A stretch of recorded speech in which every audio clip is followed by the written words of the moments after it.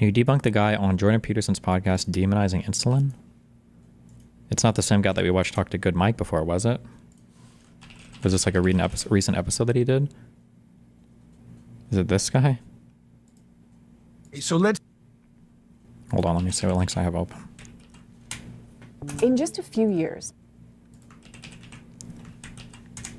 What if? What if? Who knows? I asked for those God, this shit is so gross and disgusting. Also, why are all these men, like...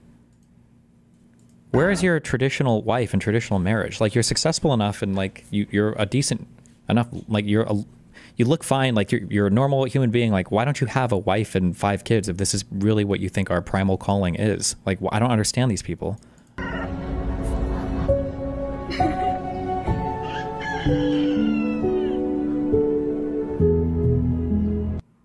Is this even real, or is this AI? This type of content awakens in a man something so primal. Not even an OF model in lingerie could compete. Like, come on, bro. Was this the same clip we listened to earlier? Something that I kept mentioning over and over again was how ridiculous the denazification are. It is, okay. Jesus, all right. What is this?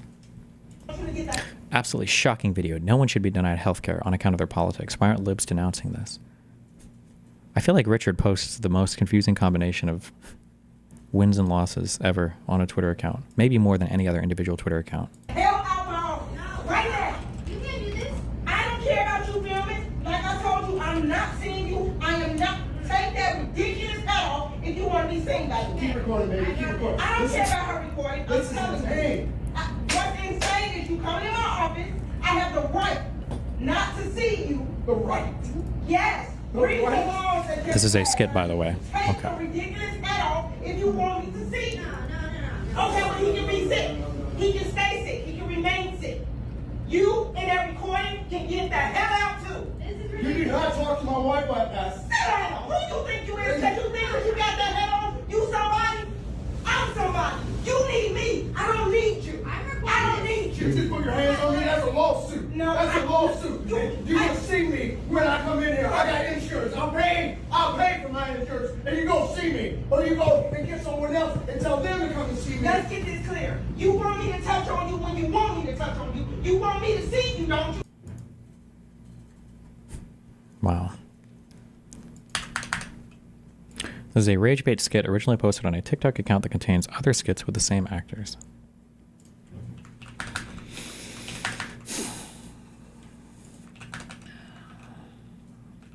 Okay, what do we do first?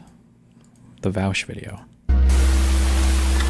Do you guys remember what the Tea Party was? Not the Boston Tea Party. That was a while ago. You know, that's probably before your time a little bit. I mean, the Tea Party is in the grassroots, well, kind of grassroots, political movement that arose to criticize Republicans because they felt they were too weak in response to Obama's overwhelming mandate back in 2008. The Tea Party was basically the beginning of what MAGA is now, the proto-MAGA movement, where they were like, we need more populism, more aggression, more Christian nationalism, more overt racism. Like, we need to be much worse, basically. You know?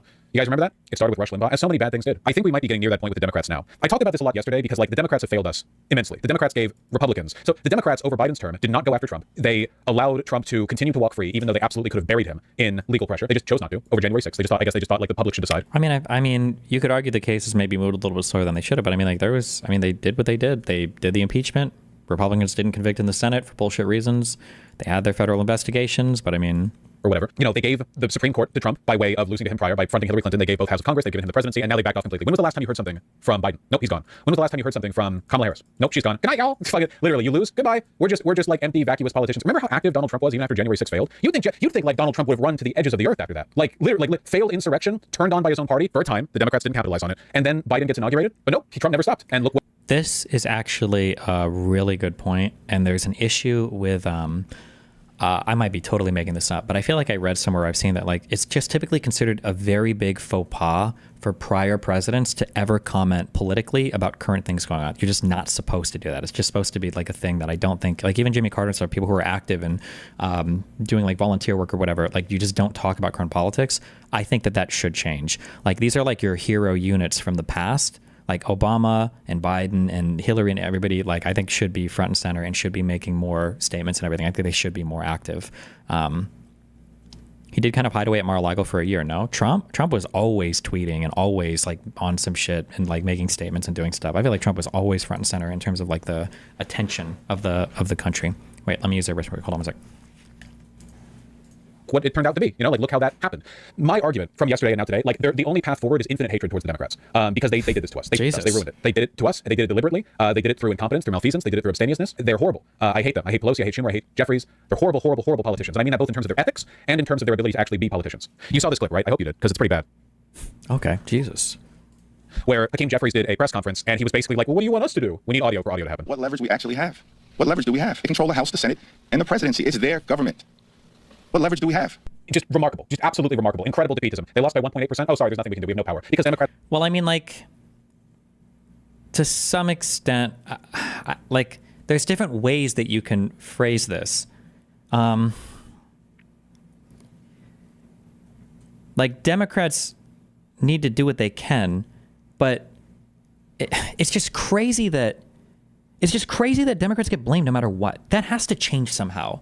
Like, Democrats will do something as much as they can, and then people will blame Democrats if it's not perfect. Like for the ACA, people blame Democrats for us not having a public option or single payer healthcare. It's like, bro, how are you blaming Democrats for getting the Affordable Care Act passed because it wasn't enough? What the fuck? Or if like two Democrats vote against something, then the far left is like blaming the Democrat Party for being ineffective. And it's like, wait, what the fuck? What about the Republicans? No, the Democrats are worse. Bro, every single Democrat voted for this except for one or two. All the Republicans voted against this. What the fuck? And then it's the opposite, because when Republicans are a minority, the Democrats get blamed for everything, but you have to keep voting for the Republicans. It's never the Republican fault. And then when the Republicans are in power, even when the Republicans are in power and they're not executing well enough, it's still the Democrats' fault. Like, because of the deep state. Every single thing that happens bad in this country, at least in the media by the far left and then all of the right, is blamed on the Democrats, no matter who's in power or no matter what. And you also have to reconcile with the fact that, for better or for worse, conservatives enjoy, I think in every government around the world, a really good deal of structural advantage just because of the structure of our government, of the fact that rural areas are smaller and rural areas have geographic power in places like the Senate, even a little bit in the House, and a place like the Electoral College. So Republicans like get to fight from a strong structural advantage as well. So it's just so annoying. Yeah, it's this chart over and over and over again. Who did the thing? Democrats did it. Was it good or bad? It was good. Not good enough. Fuck the Democrats. Who did the thing? Democrats. Was it good or bad? It was bad. Fuck the Democrats. If Republicans did it, if it was good, this never happens. Why didn't the Democrats do it? Oh, you're wrong though, because at least they talk about it happening. Because remember, I even said this would happen. But I didn't really think it would happen. I did think it would happen. When Trump came in and there was that bullshit. Oh, no. It was towards the end of, oh no, this would have been a not good enough. Sorry. It was towards the end of Biden's term when maybe they were getting a ceasefire agreement worked out. And people were like, why didn't you get this worked out in the beginning of the war? What do you mean? Because it was the beginning of the war. Things changed. It wasn't good enough. Yeah. If Republicans do a thing and it was bad, then why did the Democrats let this happen? Yeah, it's just, this is bullshit. Oh my God. It's just not, it's so uneven. Democrats don't believe in the use of the bully pulpit. They have no power whatsoever. Meanwhile, like 99% of the time when Republicans do something that gets national attention, it's just them talking into a microphone. Like most of the time when Republicans do something that pulls people towards them, it's not through their ability to enact policy. What policy has Donald Trump put forward yet? No bill has gone through the House, the Senate. He hasn't signed into law anything except for the partially bipartisan supported Lincoln Riley. Is that her name? I forget. I can't remember names. The anti-immigrant, the fascist, Lincoln Riley, thank you, act. That's the only thing that's gone through. He's put forward a bunch of executive orders, but apart from that, most of the attention that Trump gets has always been through his ability to talk into a microphone. If power to change public opinion was built only on control over government, why was Trump so influential from 2021 to 2025? Can somebody explain that to me? I'm begging you. Can somebody explain that to me? He wasn't in power? It's the bully pulpit. It's Trump so influential from 2021 to 2025. Can somebody explain that to me? I'm begging you. Can somebody explain that to me? He wasn't in power? It's the bully pulpit. It's soapboxing. Strict control of the media environment. You can say bully pulpit, but I don't believe the analysis is correct here, because it wasn't really the bully pulpit, because I think bully pulpit implies I'm going to primary you and you're not going to win your election if you betray me. But I'm pretty sure all the Trump-backed candidates got annihilated in 2022 and in special elections. It's not like Trump had an effective bully pulpit. Trump was just really good at getting a big fan base of people that eventually followed him. But even in the election, I'm pretty sure down ballot, almost everybody underperformed Donald Trump. Like the the Democrats tended to overperform, I think, below Harris, and the Republicans were underperforming. So it's not like Trump backing candidates is helpful. What he's doing right now is just very special with commanding the attention economy. And this is just a new thing that Democrats need to adapt to better. The only person who kind of had a handle on this, I think, was AOC. Environment. Not even that. Right now, the media environment is completely controlled by the right. But back in 2021, 2022, no, not really. There was a period of time during which they were even turning on Trump. Democrats just failed to use this power. They don't believe it. So if we're going to get out of this mess, there's two ways, okay? Short of like rah revolution, yeah, I get it, okay? Short of that, in terms of like electoral performance, you make a third party or you make the Democrats better. Third party, for a wide variety of reasons that I've been rambling about for 5 years now, I just don't think it's very viable. It's very difficult to build this up. Certainly in the context now, the political context, that we exist in currently. It hasn't succeeded yet. I don't think it'll succeed in the near future. However, I do think that pressure is mounting right now against the DNC. I think that people are getting more and more upset. I saw this clip yesterday right after stream ended. I just about blew a gasket, okay? I had this damn near killed me, and I'm considering pursuing legal action against Jeffries because I consider this kind of like a personal attack against me. So you know how Eric Adams, the ostensibly Democratic mayor, the corrupt mayor of New York City, who has for some time now been signaling more and more that he is leaning right, up to just now getting pardoned by the DOJ, not pardoned, but like having the case against him dropped by the DOJ, and in exchange he's allowing ICE to run rampant in New York City, and he's told his people not to be critical of Trump. Here's what Hakeem Jeffries, effectively the leader of the Democratic Party, has to say about that. Any reaction to the dropping of the charges against Eric Adams? No reaction at this point in time. The people of New York City will make a determination as to who is best positioned to lead the city of New York forward. Now, I want you to imagine this, okay? I want you to imagine that a powerful local Republican, like a governor of a major Republican state, because this is New York City here. So let's say like the governor of Florida, okay, had corruption charges brought against him back in 2021. And then the DOJ dropped them. And in exchange, the Republican governor not only announced a bunch of left-wing policy, but also allowed the Democrats to run the state more directly and said that he and his officials would no longer criticize Democrats. And then you went up to any Republican and asked them how they felt about that. That mother would be torn apart. Republicans threaten to primary their own people if they disagree with Elon on anything. This is the New York mayor. I just don't understand what could the Democrats even say? Because this is New York City here. So let's say like the governor of Florida, okay, had corruption charges brought against him back in 2021. And then the DOJ dropped them. And in exchange, the Republican governor not only announced a bunch of left-wing policy, but also allowed the Democrats to run the state more directly and said that he and his officials would no longer criticize Democrats. And then you went up to any Republican and asked them how they felt about that. That mother would be torn apart. Republicans threaten to primary their own people if they disagree with Elon on anything. Well, I mean, is Eric Adams expected to win re-election in November? Democrats won't even turn on people who have already ranked with Judas. Like Hakeem, there's apparently no line where Hakeem Jeffries is willing to rein in his own party. There is literally no point after which he will go, oh no, I think we should have some kind of standard within our party. Like maybe our party. Well, I mean, it's the mayor of New York. Eric Adams is the mayor, right? Am I retarded? Sorry. He's the mayor of New York. So, this isn't even like a federal office. I don't know why would you even waste anything on this? Like, what do you... He shouldn't be comprised entirely of people with no values who will kowtow to the right. I owe my constituents nothing. If you want more on how uniquely unlikable Jeffries is, you should check the comments on his talk with Jon Stewart. Yeah, unfortunately, I can't go over because I'm pretty sure Jon Stewart's podcast is content ID'd, but like everyone hates Hakeem Jeffries. I hate Hakeem Jeffries, but a lot of other people do as well. Me hating him, that's not new. Yeah, here you go. The comments underneath this interview. Usually Jon's podcast episodes give me food for thought. This time it helped lull me into an afternoon power nap. My God, this can't be the future of Democratic leadership. Criticizing him for his healthcare policy. Bernie interview amazing. AOC interview inspiring. This interview painful. Establishment Dems clearly don't have a plan. Let me save you an hour. Jon politely points out it appears the Democrats think like, listen to that. Like, listen to this. For his healthcare policy. Bernie interview amazing. AOC interview inspiring. This interview painful. Establishment Dems clearly don't have a plan. Like, Bernie interview, amazing. AOC interview, inspiring. This interview, painful. Establishment Dems clearly don't have a plan. What was Bernie's plan? Bernie got nothing done at all. What was AOC's plan? I love AOC now, but it's because she's folded into the ordinary, like, Democratic Party. There was no Green New Deal. Like, her, like, very far other stuff didn't pass either. So, what, like, these are amazing and inspiring people were ineffective leaders? Like, come on, what? Let me save you an hour. Jon politely points out it appears the Democrats think our current problems have to do with messaging rather than delivering for the American people. That the public is frustrated and angry that corporations and the wealthy rig the system. Hakeem's response: we must do a better job of messaging. We do deliver for the American people. That's true. That is true. If I haven't even somebody link me this Jon Stewart interview because that is true.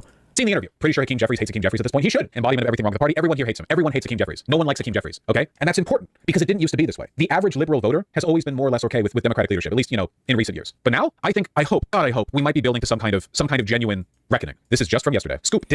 Destiny, doesn't it make it their fault if they can't take advantage of the attention economy? Isn't that their jobs? If Dems are just here to permanently stay second to your party, then shouldn't they be flamed as fuck for not changing their shit? I feel like Dems haven't changed at all in the last 5 years. Maybe their messaging. I don't know. I don't get different vibes from Biden stuff in 2018. Blah, blah, blah. Sure. Yeah. I mean, they should adapt. I agree. I'm just saying it's a totally different game now, right? Like, imagine if there was like a bunch of hardcore jazz players at like a local Florida university, and I decide that I'm going to go and start competing with them in their market. I would probably outsell all of them just because I have a YouTube fan base. So I would probably do that for a while until they figure out, well, fuck, we need to get famous online, I guess, and then we'll have a bigger audience. But like, were they shitty musicians? Is that the reason why? Like, the game would just change completely when influencers start stepping into that space. Same thing with politics, like influencer, like politics are influencer politics now. Trump is an influencer first and foremost, right? He was when he was back on The Apprentice. That he was a celebrity. That's why he was famous. It's why so many people know. It's why so many people have warm feelings about him. And now the influencer attention economy stuff has taken over politics, and that's what Democrats need to adapt to.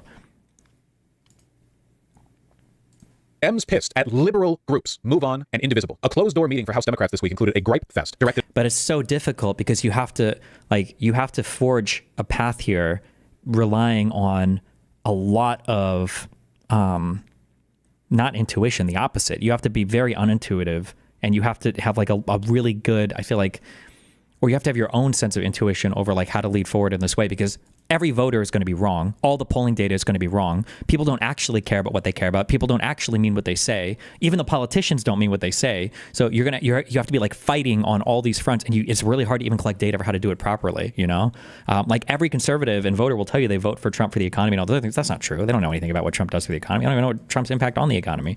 They can't name a single Trump policy in regards to the economy or how those policies would affect the economy. That's bullshit, right? So even on the polling data and everything, you have to ignore as you're like moving forward to try to be more effective. So it's an incredibly difficult thing or unintuitive problem, I think, to approach especially for politicians who are probably so much more used to having like an established way of doing things. Dems pissed at liberal groups, Move On and Indivisible. A closed-door meeting for House Democrats this week included a gripe fest directed at liberal grassroots organizations, sources tell Axios. Why it matters. Members of the Steering and Policy Committee with House Minority Leader Hakeem Jeffries in the room on Monday complained activist groups like Move On and Indivisible have facilitated thousands of phone calls to members' offices. People are pissed. A senior House Democrat who was at the meeting said of lawmakers' reactions to the calls.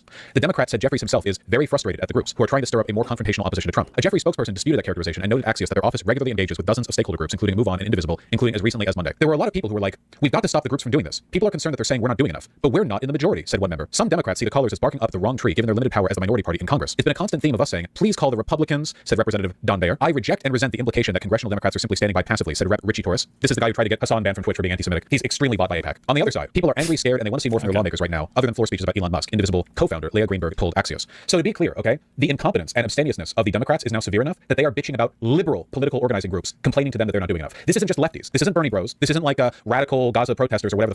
Okay, this is like this is the Democratic base. And not only are the Democrats unwilling to hear these criticisms, they're bitching about them. They're like, what do you want us to do? It's one of two possibilities. They are either controlled opposition, or they are so ideologically compromised by liberals' obsession with institutional power that they cannot fathom that they could be doing anything more. They literally cannot. They can't believe. They can't imagine. So aside from like trying to fight in the attention economy, I wonder if Vaush gives examples of what more they could be doing right now? No, if it matters which one is more likely. I think the second one is worse. Here's a clip that I want to look at. Hey, dude, if you're going to do hits on national television, how about put it back up? How about not doing it? Like if somebody showed up to do an interview with us and they're looking down in their laptop like this. Okay, yeah, put it on the screen. Like, they're looking down on their laptop like this. They got no microphone. Invest in a $25 microphone. You're talking to the American public. Christ, that guy looks like a corpse. No. Connolly? No. Trust me, okay? He's great. He's pretty spry. He's 74-year-old with terminal cancer, go. Definitely a better choice for the Oversight Committee, minority leader position than AOC, the firebrand, who's actually respected and liked and known about by a large number of people. It's his turn. You know, that's what people actually said about him when they were running against each other. They said it's his turn. Like, he's been waiting for this for a long time, you know? They actually said that. Yeah, nothing to do with the interests of the voters or his abilities. Literally just, yeah, he's told he's going to die soon. Let's give him a shot. Like, the Democratic Party is basically like a Make-A-Wish Foundation for 80-year-olds, you know? Oh, you're about to die? Have a leadership position. Whatever. Last chance you get, right? Like, you don't know. This is a crime against the American people, but I'm pretty sure Pelosi just fucking hated AOC. And that's why AOC got fucked for that position. I think that AOC doing that sit-in or whatever in Pelosi's office, I think Pelosi's always harbored that against her. This is just my own bullshit personal pet theory, but...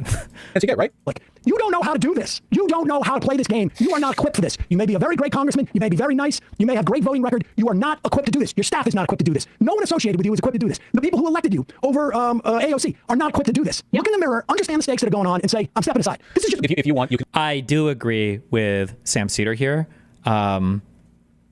It does feel ridiculous sometimes when it's like, why don't you have a microphone set up to communicate? Like, this is like communication is arguably one of the most important things in politics right now. There's no excuse for this. You should at least have a blue Yeti or something. Get a fucking microphone so you can speak into the thing properly. Like, this shouldn't be that hard, right? Like, what you're doing here, I haven't listened to this interview. I don't know what it sounds like, but like, if you want to communicate this way, that's fine. But like, you're wearing a suit. I'm guessing that clothing decorum means something to a guy like this.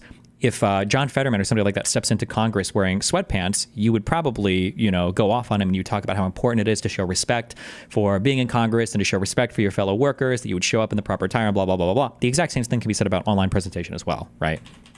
AOC are not equipped to do this. Look in the mirror, understand the stakes that are going on, and say, I'm stepping aside. This is just... If you want, you can go look at any of Connolly's statements to the media as the Democratic leader of the House Oversight Committee. Look at anything that he's done when talking to the media. He literally looks like a great grandpa who is on the cusp of death and is like has no idea how to use the computer. Dude does not have the sauce, not even a little bit. In fact, let me try to find it. 1 second. Let me try to find just anything. Just a little snippet, okay? Just a little snippet. Oh, we did see a clip of Connolly. Remember when Nancy Mace? It's just annoying hearing these criticisms from people who've made it clear that they have just always hated liberals. I hate Vaush. I hate him personally and professionally.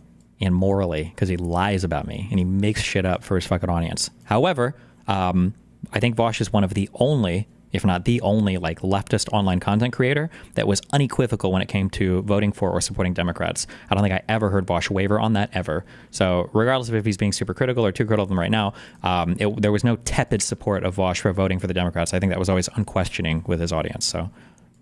In the on the floor called or said tranny, and Connolly was like, I think that might be rude or something to that effect, and asked the Republican there to do something. And the Republican was like, sure, I'll see if I can do something. I'm not familiar with all this fancy new talk. I'll take a look and see if it's problematic later. And then Connolly was like, okay, thank you. Oh, sure, yeah, here's the relevant clip. Okay, remember, okay, this is the Democratic lead. He's the minority leader in the House Oversight Committee. This is a very powerful position, okay? Which is why it would have been a big deal if AOC could have gotten it, okay? This is the guy they chose. In an era where they understand that Donald Trump pretty much runs the show, they need firm, powerful, decisive leadership to grab the American people's attention and pull it back towards the path of justice. My motion to subpoena him, I thought would have some broader support on the Republican side. It had none. You mentioned that they squashed it, but they had a scramble. They were collecting people and running into that hearing room, and they were able to table the motion on a one vote majority, 20 to 19. But the entire tenor and topic of the hearing shifted to Elon Musk, didn't it? So we achieved our goal. I know, right? Captivating stuff. Oh yeah, here's where he said Donald Trump has a mandate, which is just fascist propaganda. The public did not give Trump a mandate to dismantle the whole chunks of the federal government. Gave him a mandate to kick the tires, check the dipstick, and make sure that things are running well and efficiently. They didn't give him a mandate at all, you stupid piece of shit. You 1.8% margin. Okay, well, this seems like a petty thing to... I mean, he won the popular vote, so there's some mandate there. You just can't... When people start using that mandate argument for him to be like a fucking authoritarian leader, that's when it gets not good, but... One of the closest elections in American presidential history, like up there in the top quarter of close races. I gotta chill out. He's so forgettable. You're forgetting you showed this clip literally yesterday. I'm not forgetting that. This is actually a different segment. So by showing the clip in this segment, people who didn't see the other segment can see it in this segment. It's a sneaky trick that us YouTubers use. Obama did get a mandate. Obama's margin of victory was significant, not Trump's. But they're willfully giving ground to Donald Trump. I don't even know if it's because Connolly or whatever is paid opposition. I think in part it's just because the Democrats foster a culture of weakness. This paid opposition is a meme, right? I think he just says that as a meme. They foster a culture of weakness where no amount of failure can get you ousted from the party. You lose the entire goddamn government to Donald Trump. Everyone gets to keep their seat. Yay! Everyone stays in. The previous DNC chair would never accomplish a damn thing except losing a Senate seat, and they gave him the goddamn DNC chair position. Accomplished nothing except for dragging down the party. Connolly, he's got terminal cancer and he's 85 years old or whatever, and he's dying. I think he's actually like DNC chair position. Yay! Everyone stays in. The previous DNC chair would never accomplish a damn thing except losing a Senate seat, and they gave him the goddamn DNC chair position. Accomplished nothing except for dragging down the party. Jesus. Connolly, he's got terminal cancer and he's 85 years old or whatever, and he's dying. I think he's actually like 76. Who gives a shit, man? Give him the oversight position. Does he need to know how to use a computer? Nah. Indivisible is urging people who are scared to call their member of Congress, whether they have a Democrat or Republican, to make specific procedural asks. How can we kick these people out? Basically, what I am saying is that liberals in this country need to hate Democrats more than you think is possible. Okay, you guys are emotional. I haven't heard anything about a mandate in 2020. That's because the popular vote didn't matter in 2020, because the popular vote doesn't matter because we're a republic, not a democracy. Until Trump wins the popular vote. Then we're the most democratic country in the world. And now democracy is so important, it allows the president alone to overrule every other branch of government. Emotionally stunted from years of high fructose corn syrup overconsumption and pornography addiction. You don't have you guys don't possess the emotional range I'm describing here, okay? We're talking about like levels of hatred that would max out the blood pressure for an individual such as yourself. All right? We need liberals to despise Democrats more than you can get, frankly. I literally do. Hate them more. Just infinite, undying hatred.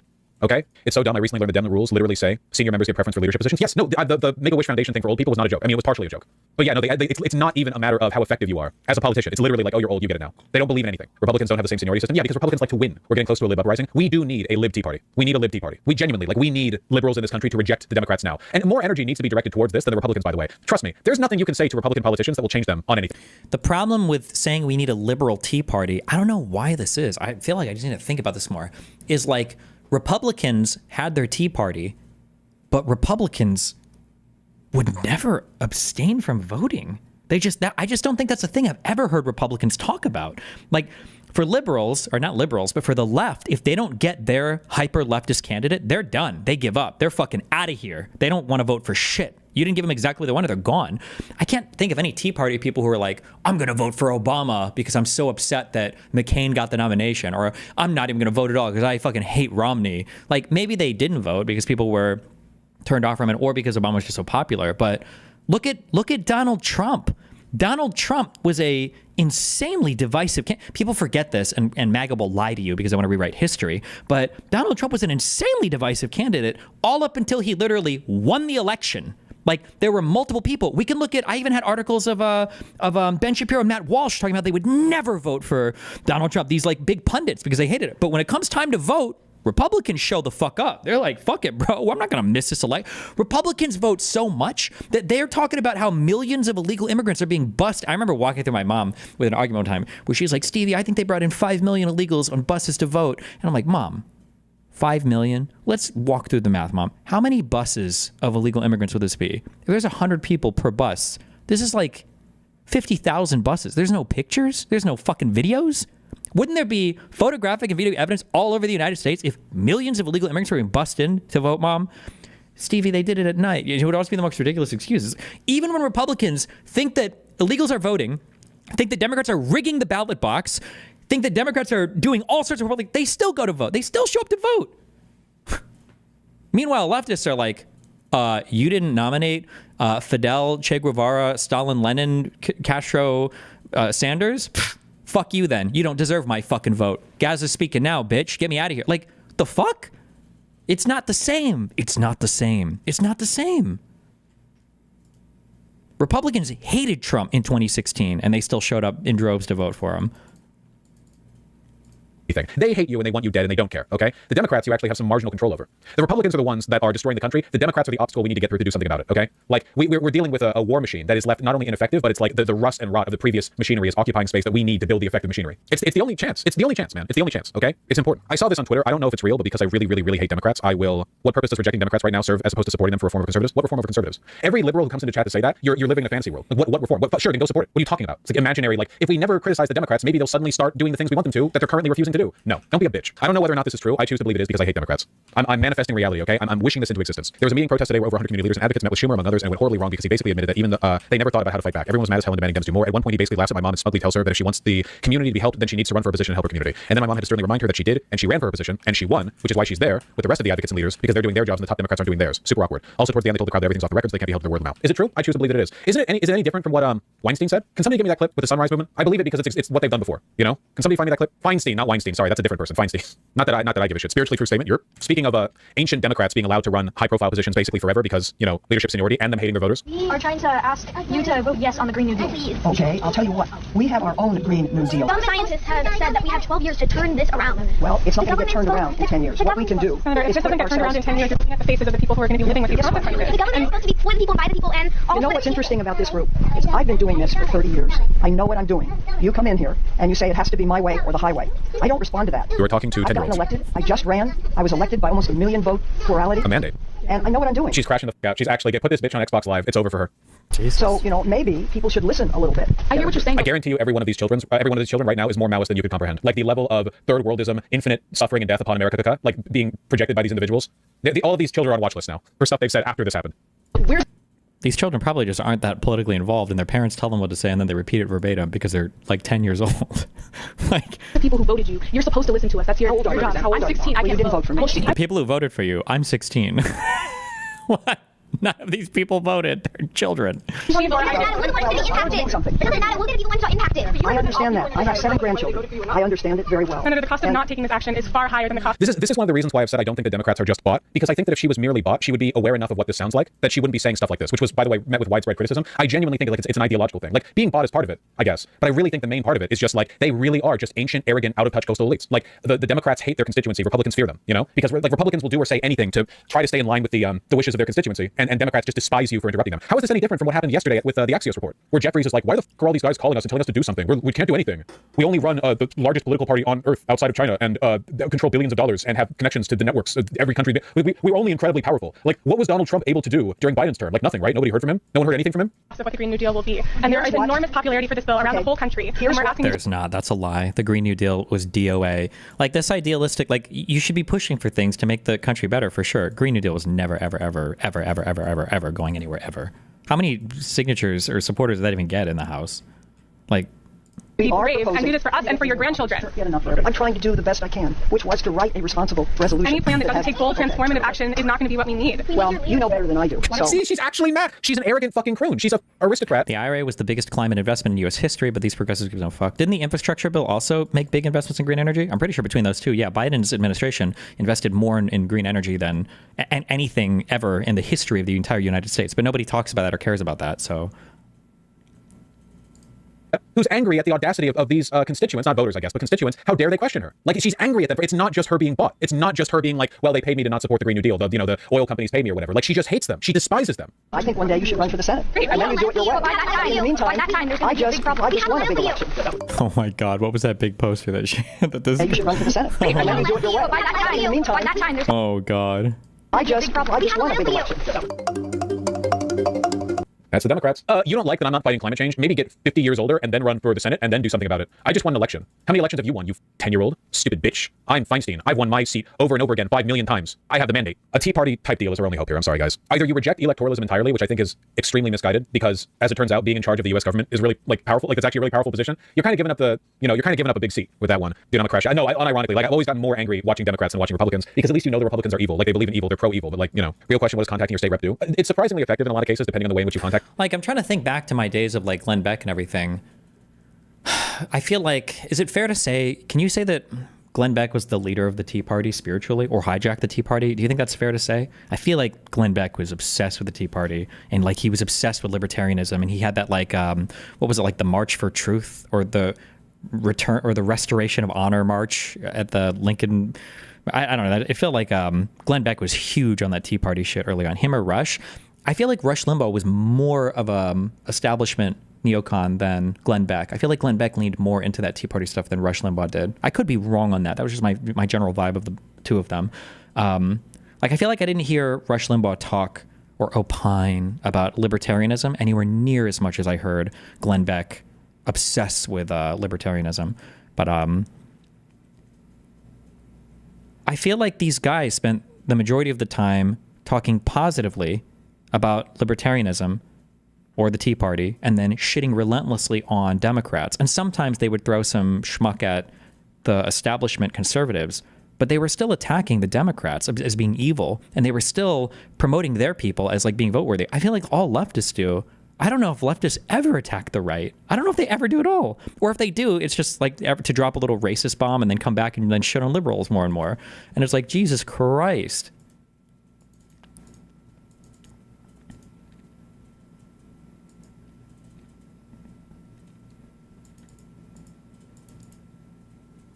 Them. But I think that a lot of Democrats legitimately don't understand that they are hated and despised by their own voter base. They need to know. Like, and this is my call to action. If you are an American, you should be contacting your local representative with phone calls or with written letters. Emails are less effective, but if you have to, you have to. And you should say, like, I'm disgusted by your lack of action. Can you please pressure Schumer and Jeffries to do more? I'm not going to give you a prompt. Type it up yourself, okay? But like they need to understand how hated they are. Send them, I hate you, I hate you, I hate you, I hate you, I hate you, I hate you, I hate you. Essentially like that. Use colorful language. No, don't actually just send them a bunch of squares or whatever. Does anyone remember how Destiny felt about Yang? I don't like Yang. I don't think I've ever liked Yang. My rep is Republican. Yeah, if your rep is Republican, tell them you hate Jeffries. Okay, I'm sure that'll achieve the goal you're looking to achieve.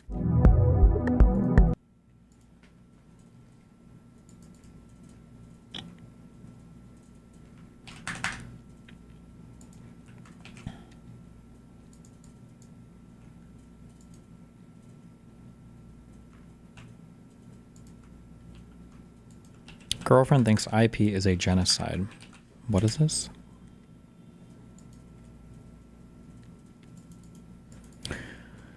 I was out for an early Valentine's dinner with my girlfriend of 3 years, and IP gets brought up. I say, and yeah, it's not really a genocide, and she loses it. We leave pretty soon and get called disgusting and abhorrent in the car on the way home. She said to get my facts straight before I talk to her again. So I was wondering, what would be the most clear and concise arguments to show her it's not a genocide? I feel like it's too late to say, yeah, you're right, and move on. When I was saying they've only killed 50K since October 7th, and felt like a guy saying, really 6 million. Damn.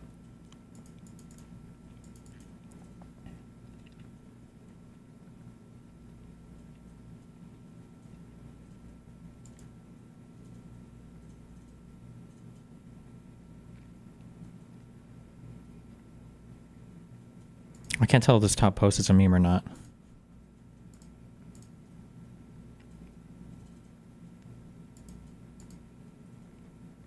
Go all in, print out the formal definition of genocide and draw a chart with the dolus specialis versus mens rea. Behazed.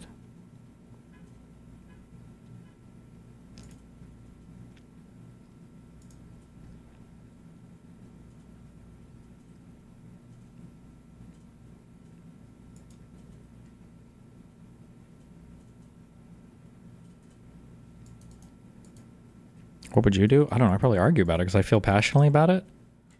I feel like people who say shit like this, I thought DGG was debating their girlfriend was a meme. This reeks of like, if you're a huge anime or video game fan, make sure that you hide it from your partner no matter what, because you can never let your partner know that you have like a huge hobby that takes over like 80% of your life. Like it's like the most like virgin pilled, like autistic advice in the world. Like why would you not just be like, if you're a person who is argumentative or if you like to talk politics and you're going to have a partner, you should probably find somebody that clicks on that rather than trying to hide that and assuming it'll never come up at all in the relationship. I just think it's autistic as fuck, but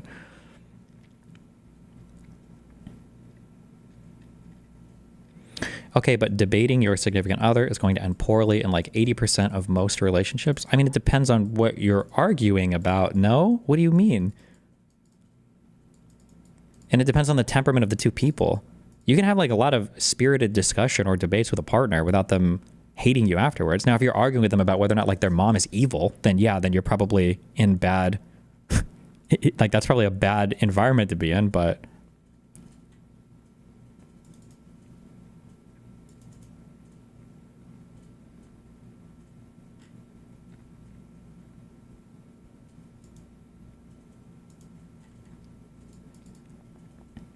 did you read this piece? Good retrospect. Oh, don't care. Bro, we got so much shit open right now.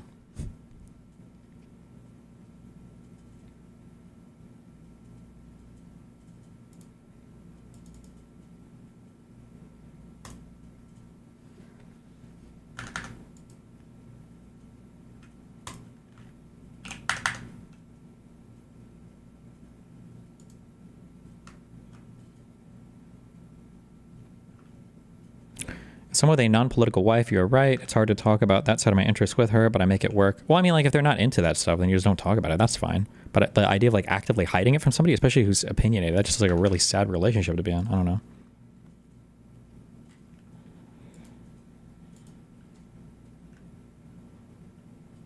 Okay, what is this?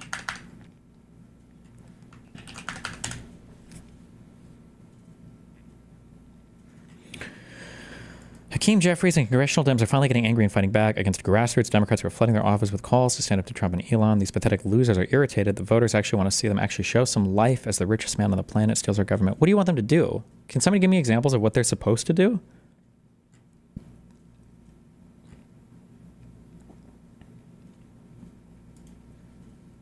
Have they given examples of ideas? I mean, they can go and protest, I guess, or do sit-ins, but...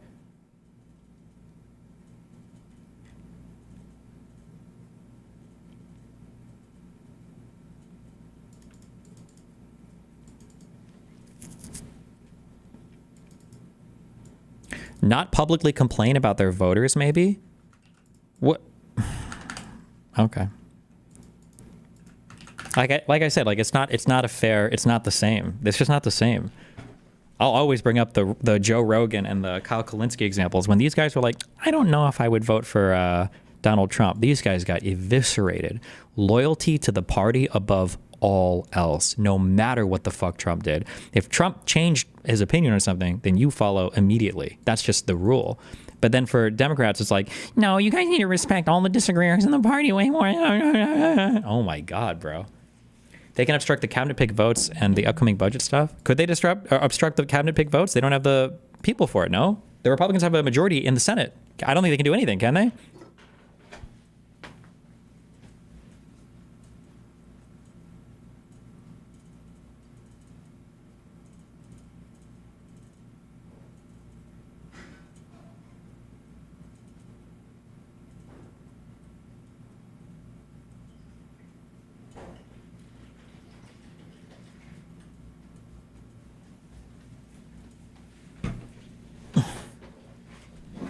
You mean Rittenhouse, not Kalinske. Oh, sorry. Kyle Rittenhouse, not Kyle Kalinske.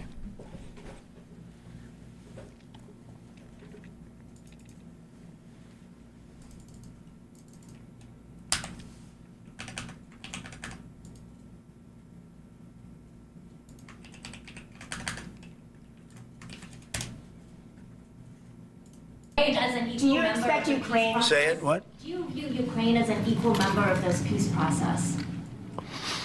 It's an interesting question. I think they have to make peace. Their people are being killed, and I think they have to make peace.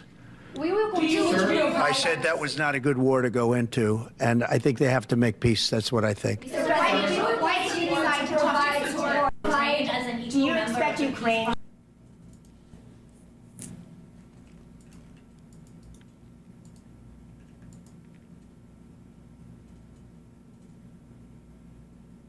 I can't tell if Taylor Lorenz is trolling with this shit or not, or is she actually unhinged? I know you get asked this a lot, and I've heard you answer this question a couple times, but how do we get back to normal? Do you have any new perspectives? No, it's probably still the same as before. Shit has to fail massively, and then maybe something will change. I don't know. This goes viral on Twitter every 90 days. The weird thing is, cancer incidence and death rates have both continued the gradual decline that existed before COVID. We've had enough time to see whether overall cancer incidence increased after COVID, and it didn't, which is actually a little surprising, since severe COVID infections do suppress P53 and dysregulate the immune system, which could increase cancer risk.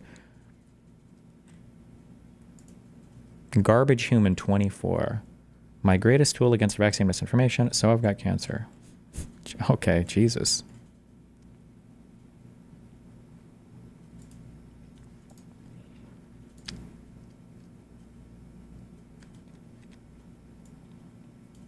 Wasn't it you that 2 days ago said senators should be getting arrested at this point? Why are you not taking the stance of what do you want them to do, what I miss? Neither of those positions are contradictory. I'm just curious what ideas these guys have for them to do. They should go out and get arrested. I think it'd be better publicity, but Republicans didn't have to do that, did they? Well, aside from them just like committing fucking crimes and getting arrested.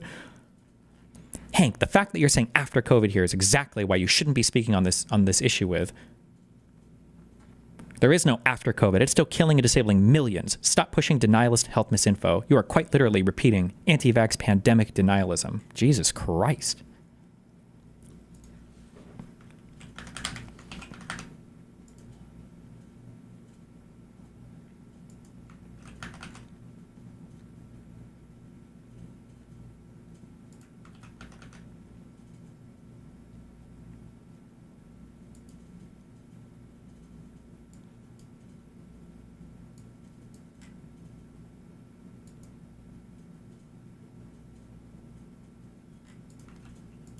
Keep reading that thread. I'm good.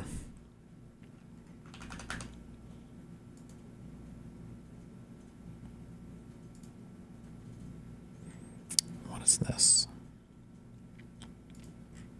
At about 6 minutes.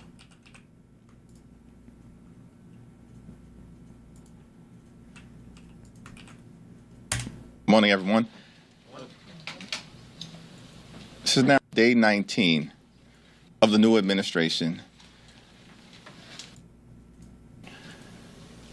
Democrats continue to negotiate with our Republican colleagues. Wait, oh my God, who does he sound like there? Hold on, wait. To negotiate. Democrats continue to negotiate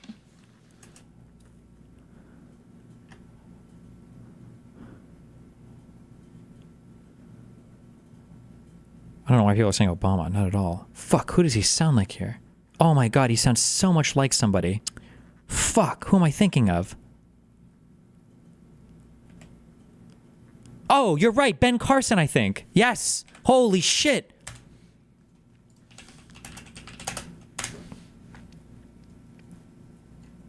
Thank you so much. Hold on. Thank you. Many of you last week, they used. First, they tried to ruin his reputation, and he's more popular now than ever. Is clear, as Rosa DeLauro has stated publicly. Not like this. But what also is clear, as Rosa DeLauro has stated publicly, Democrats continue to negotiate with our Republican colleagues. They must be from the same area or something. Hold on. I think this sounds more... One issue. It says, which... The Constitution says civil issues do what the Constitution says. Constitution says civil issues of that nature should be determined at the state level. Why does it say that? Because the judicial system at the state level has to answer to the people. What if people of a state... This time, this is the same situation. It's not the same situation. Because people have no control over their race, for instance. You think they have control over their sexuality? Absolutely. You think being gay is a choice? Absolutely. Why do you say that? Because a lot of people who go into prison straight, and when they come out, they're gay. So did something happen while they were in there? We want to find bipartisan common ground in funding the government to meet the needs of the American people. I think it's there's like an open mouth sound at the end of the words he's saying. I think this is where I'm hearing it the most. Rosa DeLauro, who was leading our effort as the top Democrat on the House Appropriations Committee, has been trying to Like, do you hear that breath? Like, committee. Like, there's a breath he's doing after every... get Republicans to respond to her for weeks. Weeks. In fact, she's had the opportunity to actually speak with Senate Democrats and Senate Republicans. It's projection. We want to find bipartisan common ground. We are working hard to reach a spending agreement that meets the needs of the American people in advance of March 14th.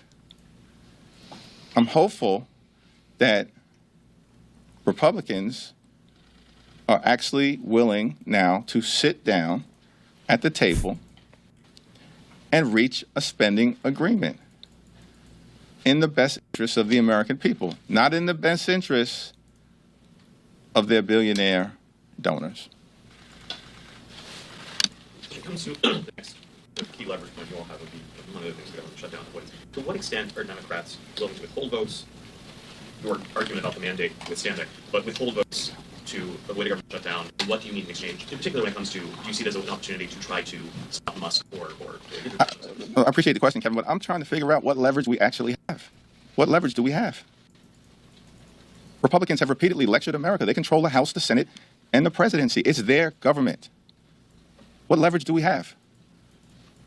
We are going to try to find bipartisan common ground on any issue. We'll work with anyone in this town to get things done for the American people, to lower the high cost of living. So this is in response to about, I guess, like shutting down the government.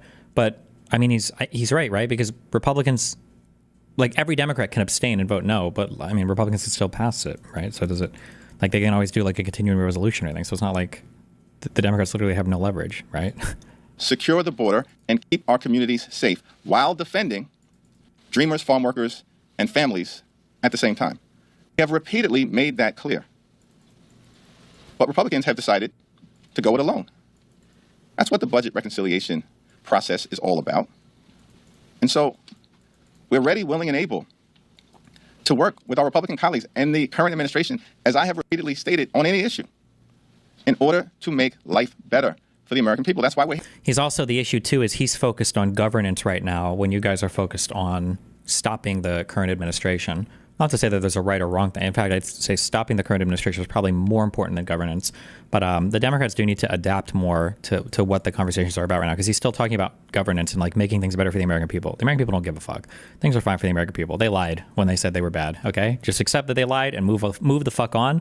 We're in the world of Twitter now, okay? You need to be more popular on Twitter, get arrested, get good shorts, be big on TikTok or whatever the fuck. Like, that's the world we're in now. Governance and all this shit doesn't fucking matter. Let the Republicans burn it all down so that people can at least get burned and then realize that they've made a mistake.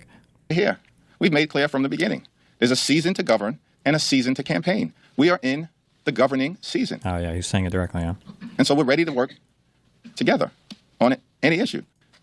But I'm also confused about the leverage that we allegedly have in the face of such an overwhelming mandate that was given to Republicans by the American people, according to them.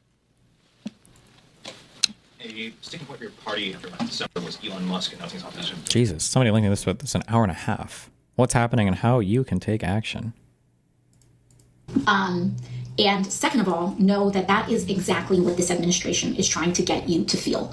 They are trying to get people to feel, and someone said, Musk, yeah, you got Elon Musk raiding the federal government and the Treasury. There's all this stuff going on. And it is so easy and it's natural when you see all of this stuff falling apart to get paralyzed because all of it is so overwhelming and you don't know what to do about it, but it's also very pressing information. And so you know it's going to affect your life or the life of people that you know, but what do you do about it? What is Congress doing about it? What's our leadership doing about it? The first order of business is to self-regulate. What authoritarian regimes try to do is that they often try to, what is known as flood the zone, do so much at once, or try to do so much at once that it gets carried in the news that you feel overwhelmed and paralyzed. And it's important for you to understand that the paralysis and shock that you feel right now is the point. They are trying to induce a state of passivity among the general public. So it is of personal importance for you, and it is also of political importance to take a breath. That does not mean tune out. That does not mean get apathetic. It does not mean, to just that you just have to forget or whatever. It just means take a breath, because we are about to lock in and focus. And I already know you, and I already hear you all. How do I focus? What do I do? Just take a breath first, okay? Play Factorio. Let's step back now. So you said insulin levels rise, and then a variety of tissues in the body become insulin resistant because they can't tolerate being overstimulated. Yes. But some of them don't, and so they are overstimulated. Okay, and then you ovaries included. Right. Yep. And we talked about the reproductive consequences. Yes. But what other tissues become are in a hyperreactive state because of too much insulin? Yeah, right. So there are not many. Most of them go the way of the insulin resistance, like the man's side of things, and that's like, for example, what causes Alzheimer's disease, where the brain's becoming insulin resistant. But the insulin sensitive side would be a tissue. This is one of the big. Remember, diabetes. Just assume that when somebody's talking about insulin or diabetes, they're always like on some pseudoscientific bullshit. Some people call Alzheimer's disease type 3 diabetes. It's just more pseudo bullshit. I don't know who this guy is, but I guess that's what he. Who told me to look at this? Like the liver, where one of insulin's effects at the liver is to tell the liver to make fat. Now, the liver's more complicated. I kind of joke with my students that when it comes to metabolism, the liver's the soccer mom. It is sort of giving. It knows what to do with everything. You have a problem, the liver can solve it. It is the ultimate handler. It is the nexus of all nutrient metabolism, whether it's lactate or ketones or fats or glucose or proteins, amino acids. The liver handles all of them. It is the soccer mom. It does everything. And when it comes to insulin, one of the many responses to insulin is to tell the liver to make fat.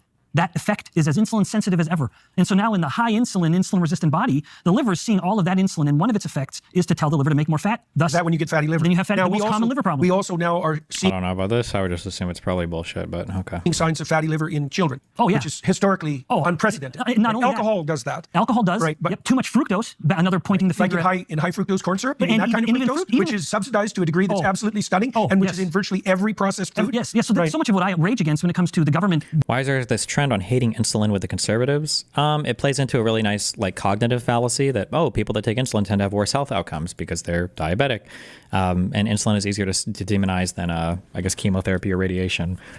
It's just a good retard bait for a lot of pseudo guru dipshits. Getting involved it's subsidizing the most problematic things like high fructose corn syrup. But even if you and I were drinking orange juice right now, that's a straight shot of glucose, or apple juice. If we were meant to drink that fructose, then we wouldn't even have to eat it with the apple. You think you and I could drink 4 apples worth of fructose and not even think about it. And yet we'd never want to sit there and eat 4 apples because the fiber and things would want to slow it down, and we'd feel a little more full. And so we naturally wouldn't focus as much on it. But this environment that we live in, it's almost like we're eating for winter all the time. Yeah, because fall used to be the time of abundance. It was fall when we would reap the harvest. It was fall when the fruits and the plants would be kind of coming into season. And boy, I could be wrong, but I don't think there is any evidence historically for humans to follow like hibernatory patterns or to engage in any form of hibernation whatsoever. No, I don't think I've ever heard of this ever, but I could be wrong. I've never heard that. Let's get ready. Yeah, like let's lay on some fat, like a bear, because winter's coming. But winter in the never north, comes that would be anymore. not good. Right. Winter never comes. Right. And so anyway, as we go from top to bottom, you can find insulin resistance, the brain, just to fine point on it. The brain is one of the high metabolic rate organs in the body. Right now, we're having a stimulating conversation. It is entirely possible. I bet our brain is number 2 or probably number 2 highest metabolic rate at the moment because it's so hungry. It's so demanding. Even when we're sleeping, it's busy. So it needs to be fed constantly. The brain doesn't burn fat for energy for reasons that we don't really understand, actually. The brain is its own hybrid, though, burning glucose, blood sugar, or ketones. Now, am I wrong? I don't think anything in the body burns fat for energy. I don't think you can burn fat. The fat has to be converted first. Isn't that the point of what is that bullshit? The opposite of insulin, is it glucagon, is released to pull the fat out of the cells and then it's converted down to glucose. I don't think you can just burn fat straight. Doesn't it always have to be converted to glucose first? That's what they mean by ketones. I think ketones is I don't remember, bro. Is this Krebs cycle shit? Ketones is when you don't have any carbohydrates or glucagon available, I think, right? I don't remember. Fuck me. Or no, ketones might always be how you burn from... No, fuck. I would have to look this up. I don't remember. Ketogenesis.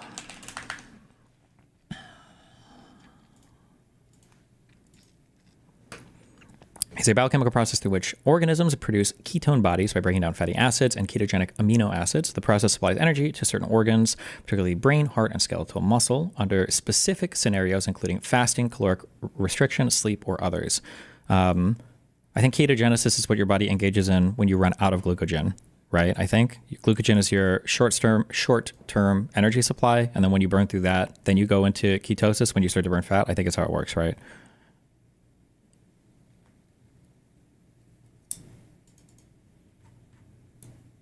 I think. Ketone bodies are not obligately produced from fatty acids. Rather, a meaningful amount of them is synthesized only in a situation of carbohydrate and protein insufficiency, where only fatty acids are available as fuel for their production. Recent evidence suggests that glial cells are ketogenic, supplying neurons with locally synthesized ketone bodies to sustain cognitive processes.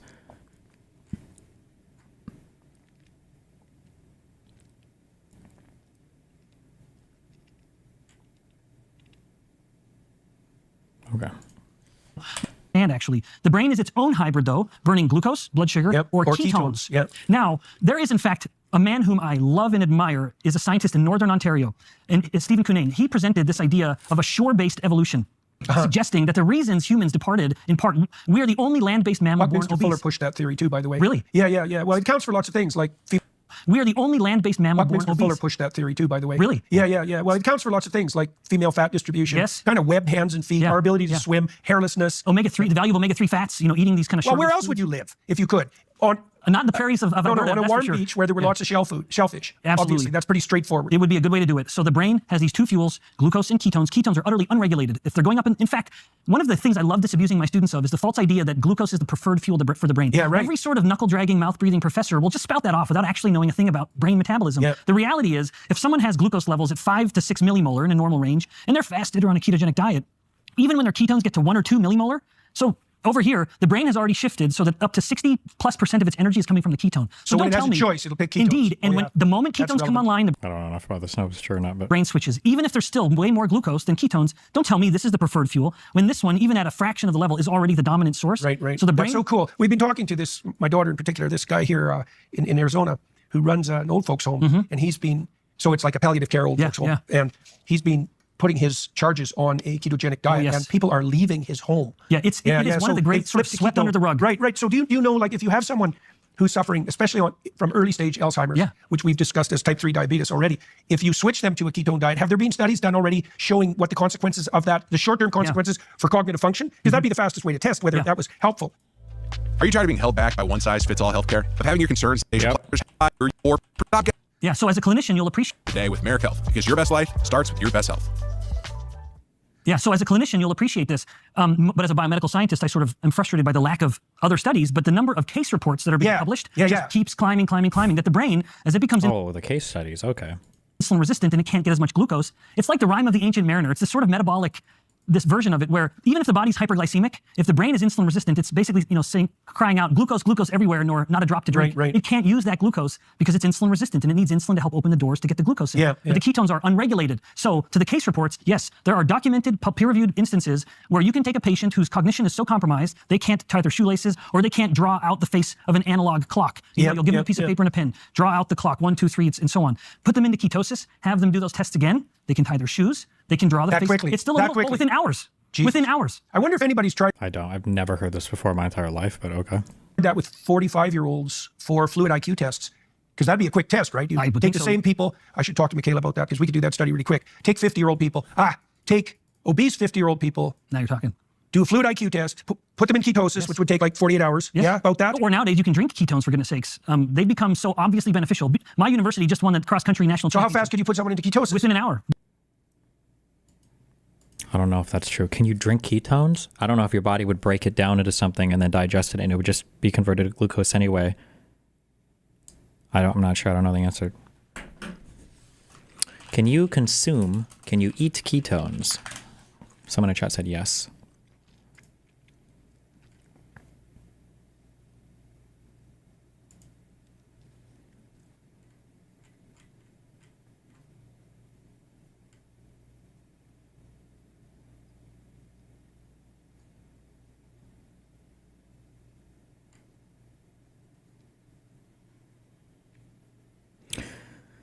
ketone salts. Others, so like a medium chain triglycerides are not technically a type of effectiveness.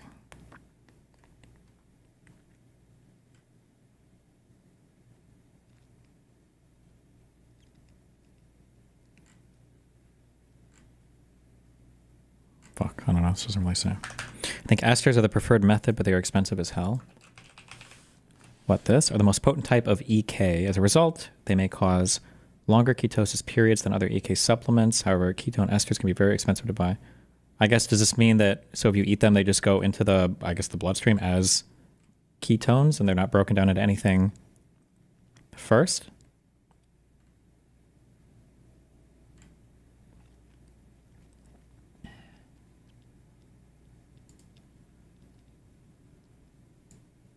Copies and now. Whoops. Depending on what so you could bring them in one for one day. You could give them fluid IQ test, put them into ketosis, and give the test again. Yeah, you could even swap, do it sort of placebo. Yeah, right. One day after another, you're drinking something, then you're drinking. You want to do that?